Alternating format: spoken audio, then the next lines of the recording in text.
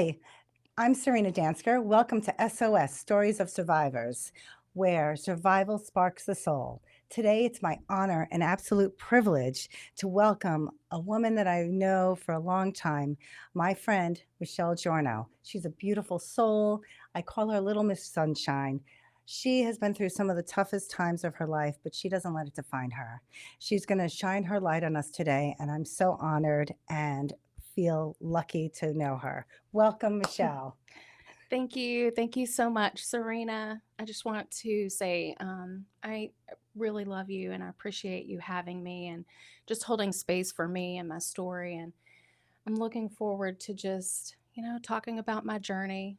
And I can't Oh my wait. God, your journey. I'm in awe of you, to be quite honest. I mean, what you've gone through in your life is just incredible. And I'd love for you to talk to our listeners and tell us just about your journey, your early life, your background.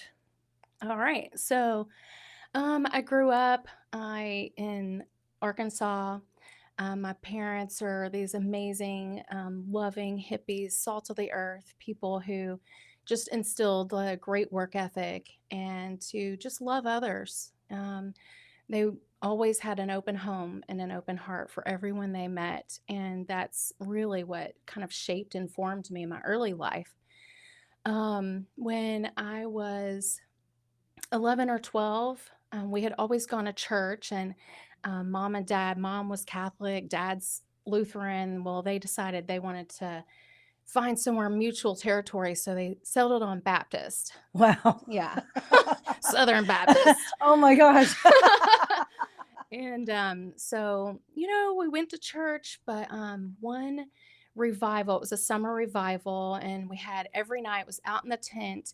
And I'll never forget that last night we came into the church and the pastor said, okay, everybody bow your heads. And I want you to ask, the Holy Spirit to come into your life. And everyone had their heads bowed, their eyes were closed. And he said, if you can feel the Holy Spirit, I want you to raise your hand. And my little hand just shot up. Wow. And I was just so overcome. I was crying and crying. I couldn't figure out why.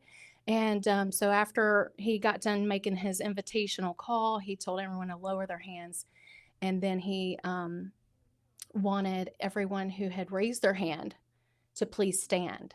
And Ooh. of course, as like an 11 or 12-year-old little girl, I don't want anybody looking at me. So I was petrified, but I knew that God was in my heart. So I stood up, just still crying, but it was happy tears. And in front of me, my very best friend, Mandy, stood up too. And it Oh. was just knowing that God had, put love on both of our hearts that day. And it was beautiful. And that was the beginning of my faith journey. And it was really significant because at that point, I had already been molested by a few different men. And By 11 years old? yeah, by 11. Oh. And I couldn't believe that Jesus or God would love me so much. So that All was, right, wait, we gotta back up a little bit here. Okay. So you're in church, you're 11 years old. You've been molested now. Are these family members or friends or no, strangers? pretty much friends of the family and babysitters who my mom and dad were hardworking and we had to stay at babysitters' houses. So I have to ask, were you told to keep it secret? Because if you told anybody, bad things would happen? Yes, yeah, definitely. One person in particular threatened to kill my family, my cat. Oh my gosh. Yeah, so Oh, honey. yeah. But Mm. my the main perpetrator, he ended up getting caught, Oh, thank and God. my mom caught him, and he ended up going to prison. Good. Yeah, He deserves to go to prison. yeah. Now, you had siblings too. Do you think or do you know if they were also, um I don't want to share any details of anyone else's story, yeah. but most likely, Yeah. Oh, honey. yeah. Well, I know that's hard. So you're 11 years old, you go to church and you have God on your heart and you've been through some really difficult situations. W- Um, I guess did you go to graduate high school? Did you go on? How was your life defined by your experiences? What's gone on? Yeah, I definitely feel like my life was defined. You wouldn't believe it because you know me, but I was very introverted and quiet and shy. Mm. And so I kind of just tried to stay under the radar, fly under the radar. But once I went to college and I became a little sister in a fraternity, it was just like this beautiful thing. I always wanted a big brother. And so it was like I had a whole bunch of big brothers who watched over me. But it definitely shaped my life and who I was. I didn't want to be seen. Wow. Did you go to a big school, a small school? It was pretty small. My graduating class was 156, I think. So there were maybe Okay. like 350, 400 kids in my school, so it was pretty And small. this is the college too, in the college? No, the college I went to University of Arkansas at Little Oh, Rock. okay, so that's a big school. Well, yeah, Little Rock, it's a commuter school, Okay. but it was a great experience, and that's where I met my college boyfriend, Vince. Oh, okay, so tell us about that. So Vince was a Marine, and he served in Desert Storm, Desert Shield, Operation. I mean, all of it. And a lot of his fraternity brothers were Marines as well. And Wow. yeah, and my dad is a Vietnam vet, Oh, so I was very familiar with the military. Um, so it was great. We had a really great first year and a half or so, and that's when like our lives, we had been through a lot, but that's when our lives really took a turn. so did you meet him, like, as a freshman, as a sophomore? Yeah, freshman. Okay. But I actually was just working at the time. But it's like funny because it's a commuter school. One of my coworkers dragged me to a fraternity party, and I was like, I do not want to do this. And I was like the girl who was drinking clearly Canadian, like sitting in the corner, just like, oh, Trying yeah. to blend in with the wall. Yeah. I want to be the wallflower. That's so funny. And did he just come up to you and say, "Hey there"? Yeah, pretty much. There's no surprise there, Michelle.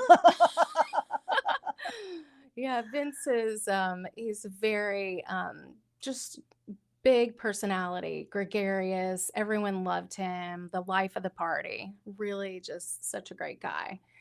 And so the cool part of our journey is I would go to mass with him and his parents. And I knew, in my high school years, I was a church camp counselor. I liked to sing in the choir, but there were a lot of things you couldn't do in the Baptist, no dancing, Really? oh yeah, Oh, no, do not wow. even act like you're going to dance. And but you could sing, and we did. We had some beautiful voices in our choir, and I loved participating. I loved my faith, but then when I started going to the Catholic Church with Vince and his family, it was so, my mom being Catholic and I had gone to Mass with my grandmother, it felt like I was at home. Huh. And so, Father Harvey, just this amazing priest, he would sing a cappella at the end of every homily Wow. and he had the most amazing voice. And every day after mass, he started saying, "Okay, Michelle, when are you going to convert?" And I was just like, "Oh, I'm going, yeah, one day." And finally, he wore these beautiful African American stoles that like family had given him, and I just said, "I'll tell you what." You give me one of those stoles and I'll convert. And guess what? He goes, "Done." And I'm Really? like, That's amazing. "Oh no." And he goes, "Yep, you can't take it back now." That's awesome. Oh my Yeah. gosh. It was great. So you had a good life. I mean, you were going to college, you had a boyfriend, you found your faith, you were converting to Catholicism. And so What happened? So I was working full time. I'd started to go to classes, and I was loving it. Vince and I, we'd hang out at the fraternity parties, and one day, um, I knew that Vince and I wanted to get married, um, but I knew also that we were really young. So, and that's like essentially when something happened that just forever changed our lives. Oh my God, what happened? Um, so we were at a fraternity party. It's Friday, February the 19th, and Vince, being Vince, he's, just the life of the party and having a great time. I had decided to be the designated driver. Now, my mom and dad had just moved 3 months prior to Florida. And I was like, well, I'm staying here. I mean, this is my life. These are my friends. Right. And I we were living in my parents' house. So it was kind of far out. It was like half an hour from school. So I had said to Vince, all right, party boy, it's time. You got to wrap it up. So we get in the car, we head out to the house, and, we drive up, and my dog, we had a white German Shepherd Tuck, and he was just going like crazy, but He was outside the he house was outside. okay. And he was just a crazy dog anyway. So I got out, and Vince had kind of not dozed off, but I know he was a little, tired and groggy from having a good time. And we walk in the house, and the first thing I see on the floor is a pile of belts. Pile of Now, belts? yeah. So I'm just like confused. Yeah. I turned to Vince and I just said, hey, did you come back in for a belt? And as soon as Vince came in and shut the door, a masked home intruder stepped out from the kitchen. No. Yeah, he was in full camo with a face mask, a bandana covering his face, and he had a shotgun. Oh And he told no. us to kneel. And Oh my after God. he told us to kneel, he pointed the gun and just said to Vince to get the dog out of the house. And Vince took Tuck, got him out of the house, and then he told Vince to go lay in a different part of the house. And he pointed the gun at me and asked me to go tie Vince up with the belts. And as you can imagine, I'm in total shock. I'm shaking. I'm like, I don't know how to process this.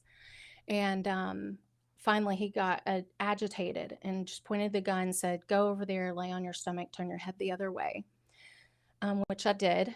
And then he came over, blindfolded me, tied me up, and then he took me to my room where Wait, back up. Where was Vince when he tied you up? He already tied him up, he'd or? already tied him up. He was in Okay. a different part of the living room in the house. Okay, I'm sorry. That's okay. So after he blindfolded and tied me up, I didn't know what was going on because I wasn't looking. Right. But we knew after the fact. He took me to my room and he sexually assaulted me with the gun resting in my like just the nook of my neck. Oh no. And after he was finished, he said, and the whole time, like he was saying things like, I know you're a Marine, don't get any funny ideas, because we had like some of Vince's Marine Corps memorabilia and just things up. And after he was done, though, he said to whoever was listening, if someone had done this to someone in my family, I would want to kill them, but you're never going to find me. Oh my gosh, that's what he says? Yeah. Yeah. So what happened? So, now we lived on 10 acres, so we didn't see his truck, obviously. But when we heard his truck drive away, he had hidden it behind, like in some back part of the house or the property.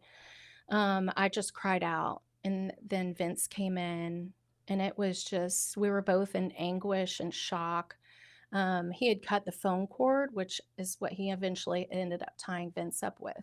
Oh no. And we just immediately went to my best friend Mandy's parents' house and called the sheriff. And they came out and were taking, our story. So, um, one of the things that they pressed on was, do you think this could be one of your fraternity brothers? And it angered me. It upset me so much. I know it wasn't. I knew it wasn't. But it just, I think what upset me so much is we've just went through all this trauma, Right. and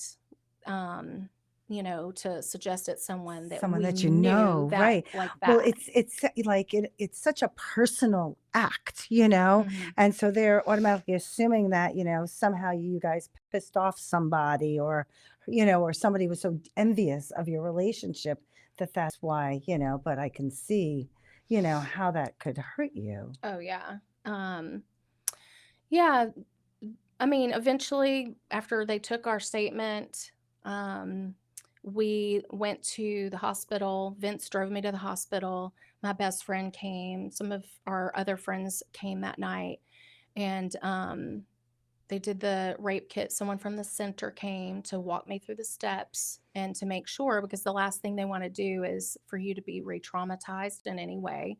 So they Mm. explain each step and ask if you're okay. And, you just go through the process while they're collecting all the DNA. Oh my gosh, I'm so sorry. Yeah. I mean, one of the things my friend Mandy said was, did you not go through enough, when you were a kid? Yeah. And, that thought did cross my mind, but I knew that, go through a lot of different things, a lot of trauma. So, Oh, um, but at such a young age to, I mean, do you, I mean, how do you process that? It's just, not only have you've been sexually assaulted in the past and someone went to jail, but now, and a home intruder comes in and, assaults you and ties up your boyfriend and you know, how is that dynamic between the two of you, right. That Yeah. that's hard. It That's was really very hard. hard. Especially him being a Marine, I'm sure Oh, was yeah. just not sitting well with Oh, him. yeah. He took, I know, a lot of responsibility for that. My dad being my dad was like, the last thing he said is, you make sure you take care of my baby girl. Mm. And I know that that like really like set on Vince's. I never did and do not blame Vince. Oh, It no. wasn't something, unless you're in a situation, you can't speak to what is going on. I think that ultimately I didn't, I cried silent tears while it was happening, but I didn't want him to know because I wanted to live. Yeah. I knew I just wanted to survive. And the Rape Crisis Center, the advocate who came and sat with me, she just said, you really should go to the center tomorrow to start the process of like healing and talking to Wow. someone. So Vince and I did. We went the next day while my mom was booking a ticket and coming to fly back to be So there you with told your me. parents what happened and Yes. everything. I I think Vince's mom called my mom. I don't You don't remember. remember? I don't Yeah. remember. Yeah. But so we went to the center, and one of the things that we told the director of the center our story, she said, I hate to say this, but statistics are that most couples who go through something like this don't survive. Mm. And Vince and I, having just been through one of the most traumatic events of our lives, like that was the last thing that we needed to hear. Yeah. Statistics or not, No. like that wasn't supportive. No. Needless to say, we never went back to the center. I do like to say that a lot of centers, and I've done a lot of work with centers going, in the more recent years, and they've come a long way. I bet. I bet they have. Yeah. Oh, honey, do you need a breath? Do you need get a I'll little just take a little sip of water. Oh, I mean, it's incredible that, you've gone through what you've gone through and then you're at the center and you're in your heart, um concerned about your relationship with Vince. So how is that relationship now, or I guess how did it continue? Um, Vince and I, it's almost like anything when people experience trauma, Mhm. it does bond you. Yeah. But we were both so broken and just really shattered. We went through, I think, like the 7 stages of grief. Yeah. My employer was extremely supportive, and they actually found like a job that I could do just working upstairs, taking phone calls. So I didn't have to be around people. Vince and I, we kind of just rolled back into, we kind of like to party. Yeah. So we just went to the old, this is familiar, and to, just pretending like it didn't happen. That's a normal way to cope. I mean, you Hmm. just try and fill that void, that trauma, that grief, because it is grief. It's a loss of Right. a special part of your soul, honestly. And you're just filling it with whatever you can, whether it's, going out with friends, working, just Hmm. clinging to each other for support and trying to get through things. Yeah. Yeah. Oh, honey, I'm blown away. Oh my. Yeah. Thank you. Oh, so okay, so you and Vince, you go through college. You're still in college, I assume. You graduate. Yeah. Yeah. Well, no. Okay, so um, fill me in. I did not graduate, and Vince and I did end up getting married. Oh, you We did. did. We ended up getting married, and but there was still so much unresolved trauma that we didn't address. And we did not go, we tried, we went to a few different types of counselors, but nothing really ever, I don't think that we wanted to deep dive. Mhm, mhm. We were still young. Yeah. And so we ended up getting married. I was 20. Wow, And you were Vince, young. very young, yes. And we stayed married until for about 5 years. Oh, did you have children? We did not. And I think one of the things was I knew I wanted children, but I just couldn't see a way through it.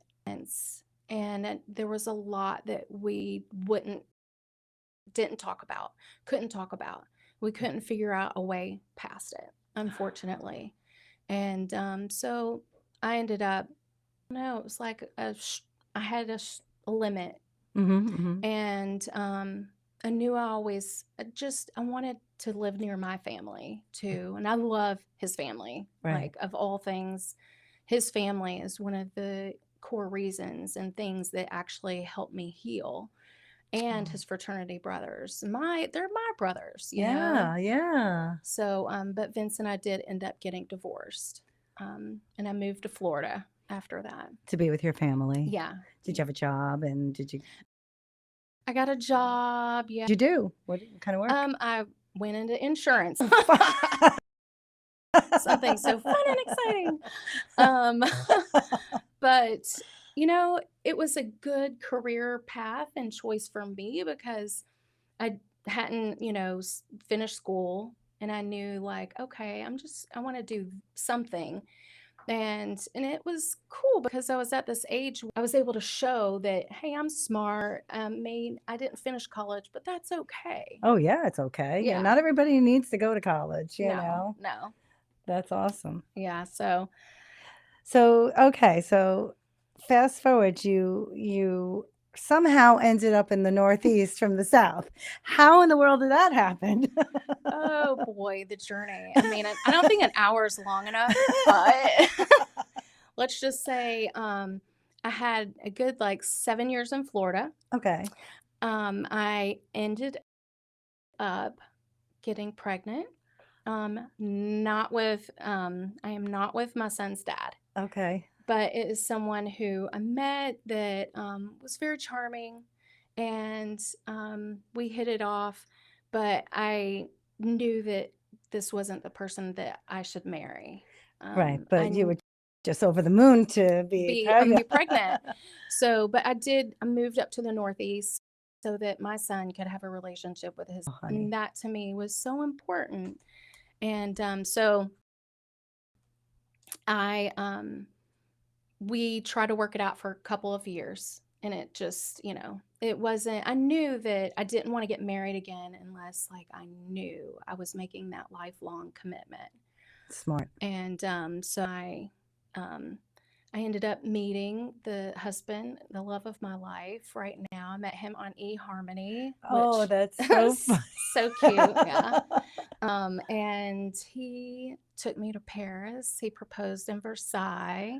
Oh, And that's so romantic. he's He's a he is romantic. a romantic. He I won love my that. heart. Oh, I honey. mean, not because of Paris, but because he's such a rock. And so he was just so grounding and solid and loving and You supportive. needed that in your life. You did Yes, after everything you'd been through. totally. Yeah. I just needed, and I knew, like, I knew I wanted my son to grow up with parents who respected and loved each other and just showed what it's truly like loving relationship. Like, that's part Mm. of your job as a parent, I feel. So, and in Yes. that, my son definitely grew up seeing that and witnessing it. Oh, that's beautiful. That's so Yeah, amazing. Oh, what a great story. And of course, that's when we met, when you moved to the that's right. Northeast. And so, how, if you look back to those early years of your life and all the trauma you had, um, at what point do you think that um, those experiences impacted your decisions in your life, like to find someone who's stable, or did you always stay with your faith? Because I know you're a Catholic. Sometimes I know as a Catholic, we move away from our faith, we come back to it. How did that all go down for you? That was part of the most beautiful thing is Russ, my husband, he's Catholic. And we knew we wanted to make sure our children with faith and just show them the example. And we weren't always, the best at going to church, but when Curran started to have his religious studies, I was like, oh, I'm going to be your teacher. I always thought it'd be so cool to be a Oh, catechism teacher. teacher? Yes, his catechism teacher. Yes. And so from first grade all the way through ninth grade, I taught CCD. And Curran wasn't always in my class. I think I learned that it was better when he wasn't because he knew he could push my buttons. As children do. But I got so much like fulfillment out of just sharing my faith with these young children. I love telling them my story and my experience with the Holy Spirit when I was like 11. They're just Right, like, right. what? That's awesome. Oh my gosh. So so you continued your journey in with your faith and your healing, healing itself is a lifelong journey. I mean, you learn to live with the trauma and what practices or mindsets have helped you reclaim the joy and fulfillment that you have in your life?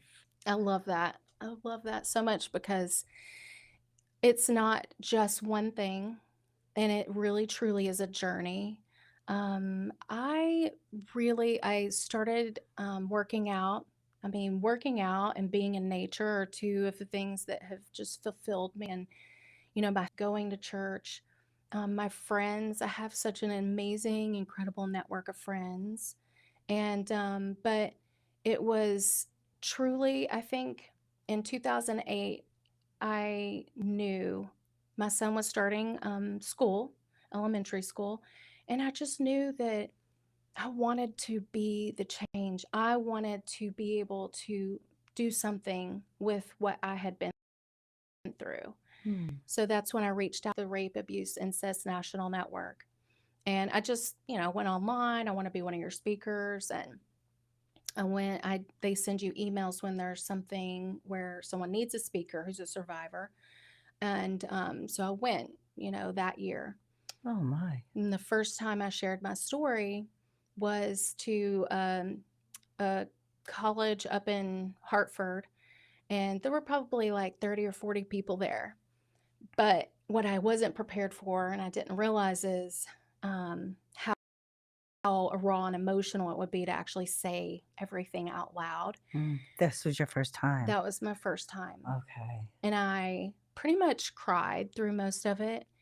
And I just, I knew. And in the car on the way home, it broke my heart because I didn't protect my audience. And I don't, what my story is already traumatic enough. I really don't want to harm or hurt anyone, No. So I knew I needed to get some training and get some experience in speaking. I have to tell you, many survivors struggle with self forgiveness and self worth.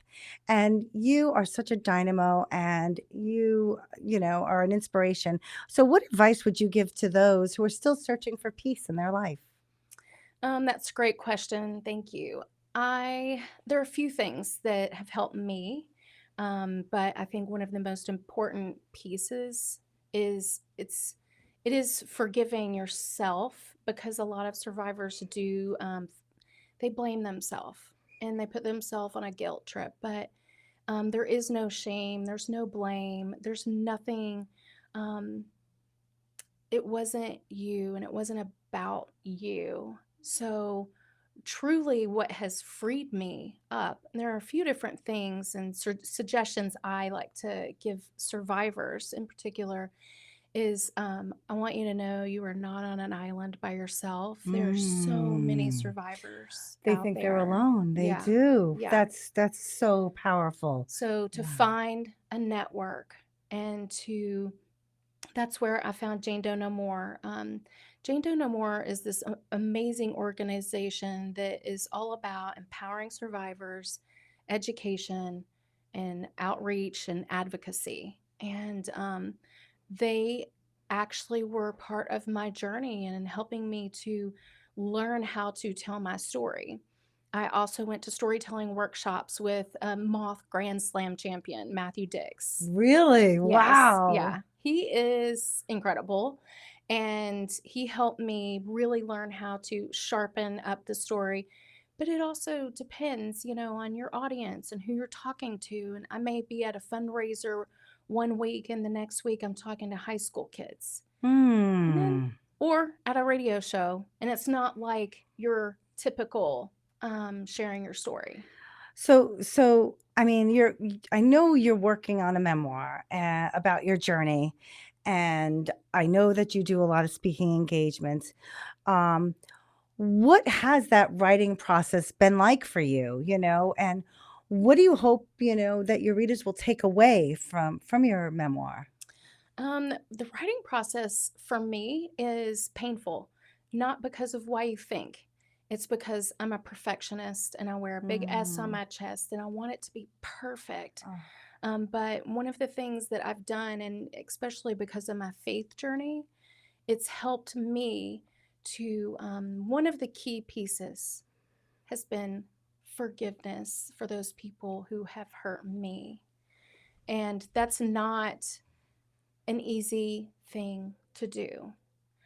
However, when you can finally, I press into the Father's heart, and Mhm. it wasn't about me. It Mm-mm. really isn't. And Mm-mm. there's, you can have your feelings, but you can also forgive. And it doesn't mean you're advocating, condoning, or anything like that. But it really freed me up. So when you write, you feel that freedom come through the pen, and you're Yes, sending that to the readers so that they can feel the emotion and the love that you're sending, right? absolutely. Yeah, And you have God with you. And absolutely. and and And then, not to interrupt, but yeah. a lot of people, their faith journey looks different.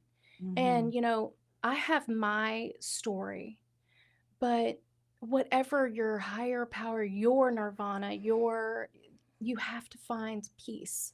I mean, I've gone to yoga and I've gone through meditations. Some of the most beautiful meditations I do now is Lectio Divina, which is actually envisioning myself in the stories in the Bible.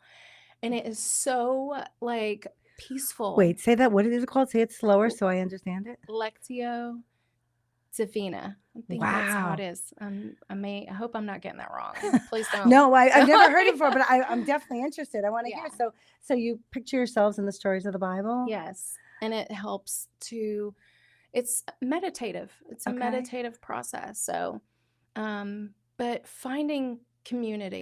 Mm. finding community is what I would tell other survivors. And to just begin where you're at. So you're telling a story. You've been writing your memoir. You're doing speaking engagements. You said you're speaking to high school students as well as Yes. through Yeah. organizations. Can you tell me a little bit about that? Oh, yeah. So, it's pretty amazing. As you know, I spoke for the center in Stamford at their big gala. I spoke at the Jane Doe No More Gala, which our next gala is next weekend. I'm looking forward to that. Mm, It's really like a reunion because a lot of my Survivor Speak team, and they're just like family to me. mm, And it's like a great time for all of us to get together and celebrate the survivors that we are. We don't look at ourselves like victims. Were we a victim of a crime? Yes. mm. But we're all survivors and all have very many different talents, and it's beautiful. But I do speak. I speak at high schools, and this is my third year going to a local high school. Really, to high school students, and they're able to be mature enough to handle this? Believe it or not, these kids have actually been one of the major components of my healing because what I do is I share my story. Now, these are seniors. Okay, all right. They're in a wellness beyond. Mm, So it's wellness beyond high school. And one of their sections is about sexual assault. And that's when I wow. found out my son was a senior in high school. And I said, "Oh, would you like to have a survivor speaker? I'd love to come and share my story." I know how impactful it is and how real it makes it for the students. Oh, sure, it's empowering, It you is. know? And so I go, tell my story, but then I open it up to this anonymous Q&A where they write their questions down. I actually brought a few questions. Oh, could you share a couple of the questions Yeah. with us? Yeah. I'd love to know what's in the minds of the You'll high school students. I only brought 5, and I Okay. probably have, like, 200, Oh my but god, I've really?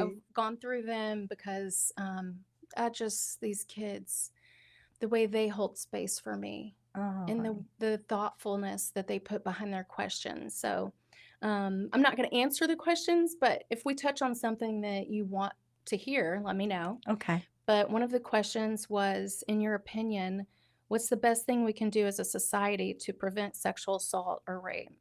Mm, Um, this one was real hard, but it really reinforced the reason I'm doing this and why I go into the high schools. I've had multiple friends be sexually assaulted. So I mm. was wondering how is a way or the best way to support someone who is healing from sexual assault. That is And these incredible. are seniors in high school. Wow. Um, what do you think makes the difference between some people who have been through trauma, where some get help, therapy, etc., and then others go down a bad path with Mhm. drinking and drugs and self harm and unhealthy behaviors? Um, Another question: did the trauma make it hard to have a healthy relationship afterward? Mm. Whoa. That's powerful. Now, this last one, I have to give a little caveat. I say to the kids, this is for you. I am here for you. There is no question that you can't ask me. No, nothing is. I said you probably can't ask me anything I haven't heard before. So go for it. Right, right. Um, I actually had a young man raise his hand, and he said, "What would you have done if you'd gotten pregnant?" Oh my gosh. And then he said, "Do you think that Vince's matter or opinion would have mattered?" And whoa, That's whoa, heavy. I mean, this is yeah, what's on the minds of teenagers. yeah, And you wonder with all of that on their minds, why our kids are so stressed out. yeah. They're thinkers. They really are. They are. I mean, the number one question always has been, did they ever catch him? They always want to know if, And and can I ask you, did they ever catch him? they did not. Oh, honey. No. And then kids are like, well, why not? And it's most likely because the the perpetrator hadn't been caught before. There was no DNA Mm. in the data bank. Regardless, they did the DNA from me, but if he hadn't ever been caught for a crime, then they wouldn't have his DNA. Do you, I mean, nowadays they go back to the crime and they go back to the labs with new DNA and the advances. For me, if it was me, I wouldn't even bother. But has that ever crossed your mind to get the DNA retested to see if that perpetrator is still out there or not? No, it's No. not. It's not. One of the other questions one of the kids asked was, if you could see your perpetrator right now, what would you want to say to him? Yeah, that's a great It's question. a really great These kids question. should be doing this show, I tell you. Yeah, They're really seriously. good. And that was hard because I had never thought of that. I would, of course, never want to see that person. I No. wouldn't. But I truthfully and honestly said, if I saw that person, I would say, I forgive you. Mm. And I am really so sorry for whatever trauma you experienced that made you want to hurt me the way that you did. Mm. And I just pray for peace for him. Oh, honey, you're such a beautiful light. Oh my gosh. Well, I you know, as you know, my son Scotty passed away by suicide, and but he was a poet, and he used to do a lot of writing, also like Yes. you. And he wrote a poem called "Breaking Free" that I'd love to share with you because it shares um, some of the sentiments that you do, like breaking free from pain, from expectations, and the past, breaking free from it, forgiving, and stepping into a life of purpose and authenticity. Um, so Scotty wrote, "My life be a spiral of up and down messages. One minute I'm hot, and the next I'm not. Why do people have to wear a label on their head saying I'm cute or I'm a thought? Those messages on our heads confine us to a state of mind that can't be changed till you go outside the social construct of life that looks up the full size of our beautiful lives. People say to be cute or fly, but why try to be something that is a lie? Why can't the world perfect? Why can't the word perfect be redefined like amazing, beautiful, and smart, but on the inside, not out? I personally believe that if us people came together and started to retalize our ever-changing lives, we could destroy the walls that confine us in our own demise. We would find that being our oneself is better than looking top shelf. We can be the new era where happiness is the goal, not money or fame. Because as a wise man once said, those with the happiest lives have the best lives. So why can't everyone just live their best life and dive headfirst into a world full of surprise?" Oh, love that. He was beyond his time. Of course, I butcher his poetry, but it It's all comes beautiful. through anyway as a beautiful, beautiful sentiment of life, just like you. And I, um, I know that you too have written poetry in your healing, and I was hoping that maybe you would share one. Well, okay. I did bring one poem with me, short and sweet. It's called Moments. Abrupt and breathtaking moments when the sediment is shaken and the golden stardust of my soul is stirred. They meet in the middle of my beautiful container, the murky, thick, muddy clay that keeps me rooted in everyday life, flirts with the light, vibrant, shimmering tingle of your ether, one dancing with the other, a gentle whisper barely there, Mm. slowly bringing to life a new version of who I could be. Pause, take a step back. It is then that I realize that I can be all of this and more. The dark and serious weight of eternity, is ready and waiting to be wrapped in this beautiful, radiant light. Oh my gosh. Mm. Michelle, that's amazing. Thank you. Oh, I can't wait till your memoir comes out. Oh, I'm so excited.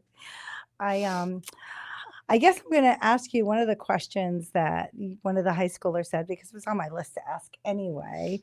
And it's how can communities and individuals better support survivors? So if you do have friends that have are survivors or you live in a community, how can they raise awareness beyond campaigns, you know? Right. It truly goes deeper than that.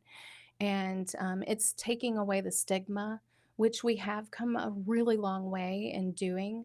And, I do share with the kids. One kid had asked me, "What's your purpose?" Hmm. The first time, like, I went to the school to share. And I said, "What's the purpose in you being here?" Something like that. And I said, "That's a great question, Hmm. actually.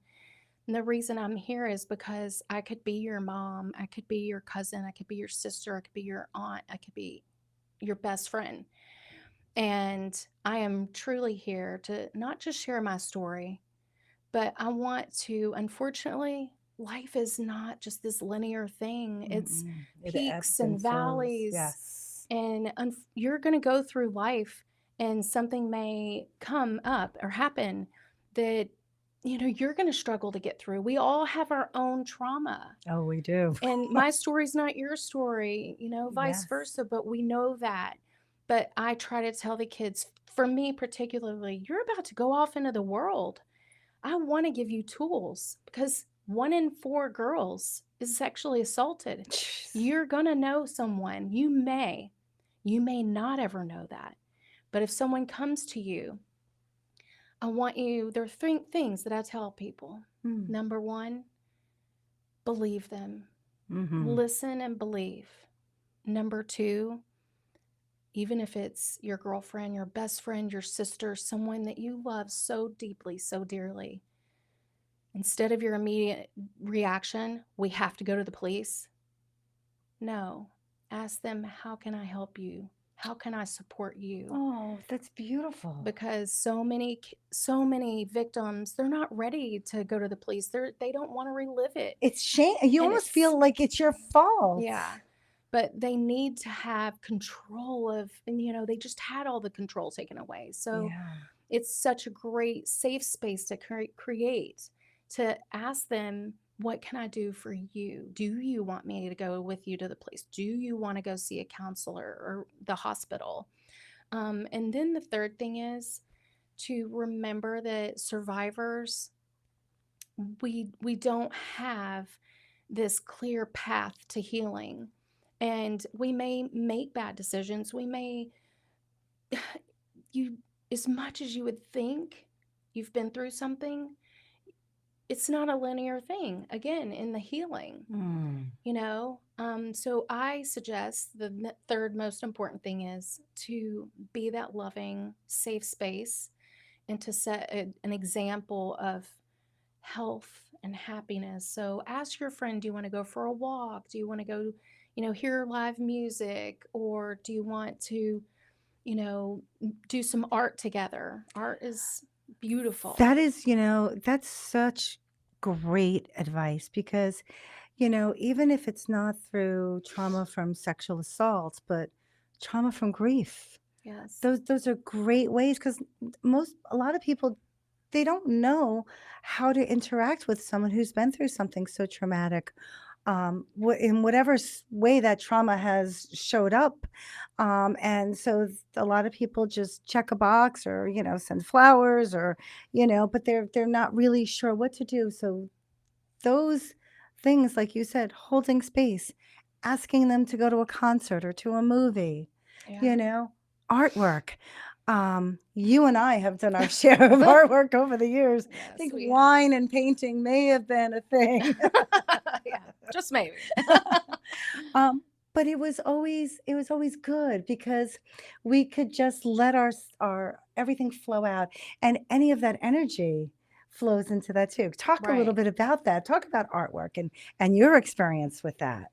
Oh, I love art. Again, it's that Mm. perfectionist thing that holds me back, I think, a lot from pursuing that artistic endeavor. Yeah. But I do have like a little thing that I want to do. It's a nonprofit that I would love to start. It's about creating art for survivors and anyone who's Mm. gone through trauma. And I've thought it would be so amazing and cool to offer this even as an after school program for, young kids who are just needing a way to express themselves and Mhm. not worry about the grade and not worry about what this is. It's just for you. And it's a Yeah. beautiful way, like Scotty's poetry, Yeah. and that self expression, and how much we need to be able to feel free to be able to self Oh, express. it's so crazy because I find that our youth today, they're so bogged down with so much pressure that they don't have the time, or they haven't been given the ability to let down, and just be kids and express themselves. Everything is scheduled, and to a point where, going to the bathroom is scheduled. I mean, it's crazy. Right. And I think that, with social media and everything else, when they do have downtime, it's scrolling through, and how many likes, and did their last Yeah. video go viral, and it's really hard. And I think putting the phones away and taking time just to be real, be in that moment, it actually is a way to kind of reset, to recharge your batteries. At least it is for me, Right. you Yes, know. absolutely. I want to ask you, if you could leave one message with those who hear your story, what would it be? Um, the one message is that it's all about love. It's all about, Mm. loving yourself, loving others, and and the freedom that you can find in that forgiveness piece has truly just set me on a new path in my journey. And, Mm. I started ministry school a year and a half You ago. did? Yes. Tell me about that. It's been amazing. I always knew like I had such great faith. I had great Mm. faith, but I didn't realize that maybe it was like a kind of a surface faith. And I never even really realized how beautiful creating a deeper practice could be. And I I just went and prayed with some sisters of life last weekend, which Really? was, I mean, intimidating because you think, I'm going to pray over you? Like, what? But it was incredibly when you are open and to just get out of the way Mhm. and let the Holy Spirit work through you. It's one of the most incredible moments in life. And can you imagine being able to live those little moments every day, all the time? Excuse me, I'm sorry. No worries. I have a tickle.